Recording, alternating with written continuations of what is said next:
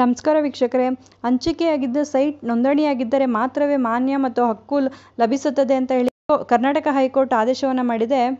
ಸರ್ಕಾರ, ಸಂಘ, ಸಂಸ್ಥೆ ಅಥವಾ ಯಾವುದೇ ಮೂಲದಿಂದ ಸೈಟ್ ಹಂಚಿಕೆಯಾಗಿದ್ದರೆ ಅದು ನೋಂದಣಿಯಾಗಿದ್ದರೆ ಮಾತ್ರವೇ ಅದು ಮಾನ್ಯ ಆಗುತ್ತದೆ, ಹಕ್ಕು ಲಭ್ಯವಾಗುತ್ತದೆ ಎಂದು ಕರ್ನಾಟಕ ಹೈಕೋರ್ಟ್ ಹೇಳಿದೆ.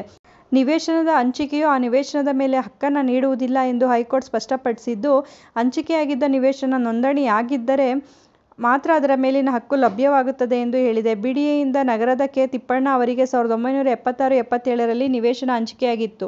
ಆದರೆ ಅದು ನೋಂದಣಿಯಾಗುವ ಮುನ್ನವೇ ಅವರು ಸಾವನ್ನಪ್ಪಿದ್ದರು.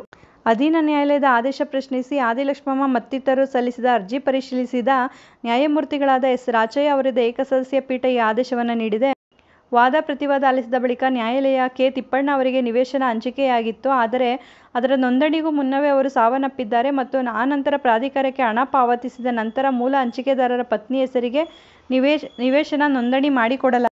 ಹಾಗಾಗಿ ಹಿಂದೂ ಉತ್ತರದಾಯಿತ್ವ ಕಾಯ್ದೆಯ ಸೆಕ್ಷನ್ 8ರ ಪ್ರಕಾರ ಆ ನಿವೇಶನದ ಮೂಲ ಮಾಲೀಕರು ಲಕ್ಷ್ಮಮ್ಮ ಅವರಾಗಲಿದ್ದಾರೆ. ಕೆ. ತಿಪ್ಪಣ್ಣನಿಗೆ ನಿವೇಶನ ಹಂಚಿಕೆ ಮಾಡಲಾಗಿತ್ತಾದರೂ ನೋಂದಣಿ ಆಗಿಲ್ಲವಾದ್ದರಿಂದ ಅವರಿಗೆ ಆಸ್ತಿ ಮೇಲೆ ಯಾವುದೇ ಹಕ್ಕು ಹೊಂದಿರುವುದಿಲ್ಲ ಎಂದು ಹೇಳಿದೆ. ಕಾನೂನುಬದ್ಧ ವಾರಸುದಾರರಿಗೆ ಆಸ್ತಿ ಹಂಚಿಕೆ. ಆಸ್ತಿಯ ಕುಟುಂಬದ ಮುಖ್ಯಸ್ಥ ಕೆ. ತಿಪ್ಪಣ್ಣ ಅವರಿಗೆ ಹಂಚಿಕೆಯಾಗಿತ್ತು. ಅವರ ಪುತ್ರ ಕೆ. ಮಹಾದೇವ್ ಅವರ ಒಪ್ಪಿಗೆ ಮೇರೆಗೆ ಬಿಡಿಎ ನಿವೇಶನವನ್ನು ತಿಪ್ಪಣ್ಣ ಅವರ ಪತ್ನಿ ಹೆಸರಿಗೆ ರಿಜಿಸ್ಟರ್ ಮಾಡಿಕೊಟ್ಟಿದೆ. ಆದ್ದರಿಂದ ಸಹ ಪಾಲುದಾರರಾದ ಕೆ. ಲಕ್ಷ್ಮಮ್ಮ ಇಡೀ ಆಸ್ತಿಯನ್ನು ವಿಲ್ ಮಾಡಲು ಬರುವುದಿಲ್ಲ. ಎಲ್ಲ ಕಾನೂನುಬದ್ಧ ವಾರಸುದಾರರಿಗೆ ಆಸ್ತಿ ಹಂಚಿಕೆ ಮಾಡಬೇಕೆಂದು ಹೇಳಿ ನ್ಯಾಯಾಲಯ ಆದೇಶಿಸಿದೆ. ಅರ್ಜಿದಾರರಾದ ಸೊಸೆ ನಿವೇಶನ ಖರೀದಿಗೆ ಹಣ ನೀಡಿದ್ದರೂ ಆಕೆಗೆ ಆಸ್ತಿಯ ಮೇಲೆ ಹಕ್ಕು ಹೊಂದಿರುವುದಿಲ್ಲ.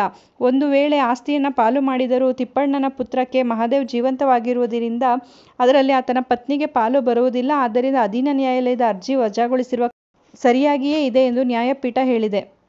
ಮತ್ತಷ್ಟು ಮಾಹಿತಿಗಾಗಿ ನಮ್ಮ ಚಾನಲನ್ನು ಲೈಕ್ ಮಾಡಿ, ಮತ್ತೊಬ್ಬರಿಗೆ ಈ ವಿಚಾರ ಉಪಯುಕ್ತ ಆಗುತ್ತೆ ಅನಿಸಿದ್ರೆ ಶೇರ್ ಮಾಡಿ. ಹೊಸದಾಗಿ ನೋಡ್ತಾ ಇರೋರು ಸಬ್ಸ್ಕ್ರೈಬ್ ಮಾಡಿಕೊಂಡು ನೋಡಿ. ಕಾನೂನಿನ ಜ್ಞಾನ ಪ್ರತಿಯೊಬ್ಬರಿಗೂ ಉಪಯುಕ್ತ ಆಗುವಂಥದ್ದು. ಬಿಡುವಿನ ಸಮಯದಲ್ಲಿ ಇಂಥ ಉಪಯುಕ್ತ ಮಾಹಿತಿಗಳನ್ನ ತಿಳ್ಕೊಳ್ಳೋದು ಪ್ರತಿಯೊಬ್ಬರಿಗೂ ಉಪಯುಕ್ತ ಆಗುತ್ತೆ ಅಂತ ಹೇಳಿ ಭಾವಿಸ್ತೀನಿ. ಧನ್ಯವಾದಗಳು.